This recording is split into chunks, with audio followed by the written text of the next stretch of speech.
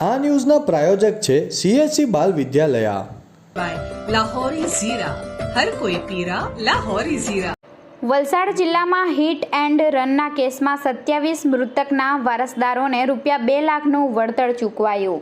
તારીખ 15 માર્ચ શનિવારના રોજ 6 કલાકની અખબાર યાદીની મળતી માહિતી મુજબ વલસાડ જિલ્લામાં થયેલા અકસ્માતો પૈકી જેમાં વાહનની ઓળખ થયેલ નથી તેવા કિસ્સાઓમાં અરજદારોની આવેલી અરજીઓ પૈકી તપાસ પૂર્ણ થઈ હોય તેવી 28 અરજી સંદર્ભે નિર્ણય કરવા કમિટીની બેઠક 5/3/2025ના રોજ મળી હતી, જેમાં કુલ 28 અરજી પૈકી 27 અરજદારોની અરજી મંજૂર કરી પ્રત્યેક મૃતકના વારસદારોને ₹2 લાખનું વળતર મંજૂર કરવામાં આવ્યું.